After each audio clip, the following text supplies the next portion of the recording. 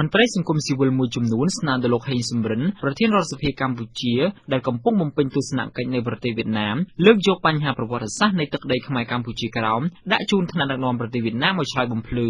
ដំណើរទស្សនកិច្ចរបស់លោកហេងសំរិននេះធ្វើឡើងស្របពេលដែលព្រះសង្ឃយុវជននិងប្រជាពលរដ្ឋកម្ពុជារាប់ពាន់នាក់នឹងអង្គបានប្រមូលផ្ដុំគ្នាតវ៉ាជាបន្តបន្ទាប់ប្រឆាំងចំពោះការអះអាងរបស់មន្ត្រីនាំពាក្យស្ថានទូតវៀតណាមដែលថាទឹកដីកម្ពុជាក្រោមជារបស់វៀតណាមតាំងពីយូរលង់ណាស់មកហើយដែលមិនមែនទើបតែបារាំងកាត់ប្រគល់ឲ្យគ្រប់គ្រងនៅថ្ងៃទី4ខែមិថុនាឆ្នាំ1949នោះទេបាទលោកដានយុទ្ធជារាយការណ៍ព័ត៌មាននេះប្រជាប្រដ្ឋខ្មែរនិងតំណាងអង្គការមិនមែនរដ្ឋាភិបាលមួយចំនួនកំពុងរងចាំមើលថាក្នុងពេលកម្ពុជានិងវៀតណាមកំពុងមានការចោទប្រកាន់គ្នាទៅវិញទៅមករឿងប្រវត្តិសាស្ត្រនៃទឹកដីខ្មែរកម្ពុជាក្រោមនោះតើអ្នកដឹកនាំខ្មែរហ៊ានលើកយកបញ្ហានេះទៅជជែកជាមួយអ្នកដឹកនាំប្រទេសវៀតណាមឬទេ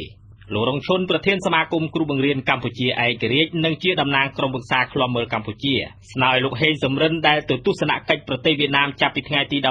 ដល់ថ្ងៃទី20ខែសីហាត្រូវជជែកនិងលើកយកប្រវត្តិសាស្ត្រនៃទឹកដីកម្ពុជាក្រោមដែលលោកត្រឹងវ៉ាន់ថុងមន្ត្រីនាំពាក្យស្ថានទូតវៀតណាមប្រចាំកម្ពុជាមានបំណងបំភ្លៃប្រវត្តិសាស្ត្រពិតជាងនេះក៏ត្រូវស្នើដល់វៀតណាមឲ្យផ្ដល់សិទ្ធិដល់ពលរដ្ឋខ្មែរដែលកំពុងរស់នៅក្នុងទឹកដីកម្ពុជាក្រោមមានសិទ្ធិសេរីភាពពេញបរិបូរណ៍ហើយជាពិសេសប្រទេសវៀតណាមក៏ជាប្រទេសដែលម្ចាស់ហត្ថលេខីនៃកម្ពុជាស្ដីពីបញ្ហាសន្តិភាពកម្ពុជាមួយដែរកិច្ចព្រមព្រៀងក្រុងប៉ារីសនោះដូច្នេះហើយត្រូវតែគោរពនៅអធិបតេយ្យភាពបូរណភាពទឹកដីនៃកម្ពុជាក៏ដូចជាត្រូវទទួលស្គាល់នៅប្រវត្តិសាស្ត្រថាទឹកដីកម្ពុជាក្រោមជាទឹកដីរបស់កម្ពុជាលោករងឈុនដែលធ្លាប់ត្រូវសមាជិករដ្ឋាភិបាលចាប់ដាក់គុកច្រវាក់ជិត100ថ្ងៃដោយសារហ៊ានចេញមុខនិយាយរិះគន់បញ្ហាព្រំដែនទាក់ទងការចុះសន្ធិសញ្ញាបំពេញបន្ថែមទៅលើសន្ធិសញ្ញាឆ្នាំ1985រវាងលោកនាយរដ្ឋមន្ត្រីហ៊ុនសែនជាមួយប្រទេសវៀតណាមថ្លែងថាវៀតណាមនៅតែបន្តមានមហិច្ឆតាឈ្លានពានឬលេបត្របាក់ទឹកដីខ្មែរនាថ្ងៃអនាគតស្រដៀងគ្នាដែរសម្រាប់លោកម៉ៅពិសេសប្រធានសហព័ន្ធនិស្សិតបញ្ញវន្តកម្ពុជាក៏ស្នើដល់លោកហេងសំរិនត្រូវលើកយកករណីមន្ត្រីស្ថានទូតវៀតណាមដែលមានបំណងបំភ្លៃប្រវត្តិសាស្ត្រទឹកដីកម្ពុជាក្រោមដាក់ជូនថ្នាក់ដឹកនាំវៀតណាមឆ្លើយបំភ្លឺឬក៏សុំទោសពលរដ្ឋខ្មែរចំពោះកំហុសឆ្គងរបស់មន្ត្រីខ្លួនព្រោះថារឿងមិនមែនជារឿងធំទេបើសិនជាខាងហាណូយនឹងគេមានឆន្ទៈគេហៅ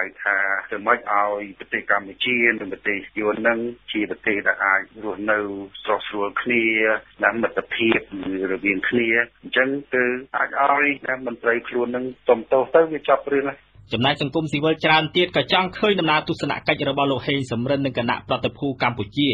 ចេញទៅប្រទេសវៀតណាមពេលនេះទទួលបានលទ្ធផលចំណេញដល់ប្រយោជន៍ជាតិដំណើរទស្សនកិច្ចរបស់លោកហេងសំរិននិងគណៈប្រតិភូពេលនេះធ្វើឡើងតាមការអញ្ជើញរបស់ប្រធានរដ្ឋសភាវៀតណាមលោកងៀនស៊ីនហុងសេចក្តីប្រកាសព័ត៌មានរបស់រដ្ឋសភាកម្ពុជាបង្ហាញថាក្នុងដំណើរទស្សនកិច្ចនេះលោកហេងសំរិនគ្រោងនឹងជួបពិភាក្សាការងារជាមួយលោកងៀនភូត្រង់ជាលេខាបកកុម្មុយនីសវៀតណាមលោកជឿនតាន់សាងប្រធានរដ្ឋវៀតណាមលោកងៀនតាន់យុងនាយករដ្ឋមន្ត្រីវៀតណាមនិងលោកងៀនស៊ីនហុងប្រធានរដ្ឋសភាវៀតណាមគេក៏សម្គាល់ថាទស្សនកិច្ចរបស់លោកហេងសំរិនធ្វើឡើងស្របពេលតែសហគមន៍ខ្មែរកម្ពុជាក្រោមយុវជនប្រជាពលរដ្ឋនិងព្រះសង្ឃកម្ពុជារាប់ពាន់អ្នកនឹងអង្គបានប្រមូលផ្ដុំគ្នាប្រឆាំងតវ៉ាមន្ត្រីស្ថានទូតវៀតណាមប្រចាំកម្ពុជាលោកត្រឹងវ៉ាន់ថុងឲ្យសុំទោសជាសាធារណៈចំពោះការអះអាងដែលថាទឹកដីកម្ពុជាក្រោមត្រូវវៀតណាមកាន់កាប់តាំងពីយូរលង់គឺមិនមែនទៅបារាំងកាត់ប្រគល់ឲ្យគ្រប់គ្រងនៅថ្ងៃទី4ខែមិថុនាឆ្នាំ1949ទេការលើកឡើងនេះបានឈានដល់ព្រះសង្ឃយុវជននិងពលរដ្ឋកម្ពុជាបញ្ចេញប្រតិកម្ម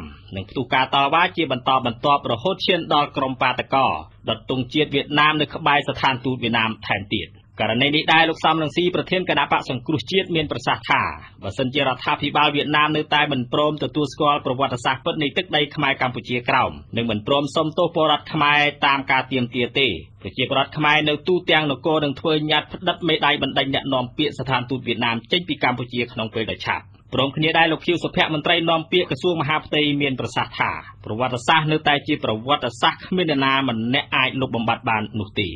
ដែលនាយកជាវិទ្យុអាស៊ីសេរីទីក្រុងភ្នំពេញ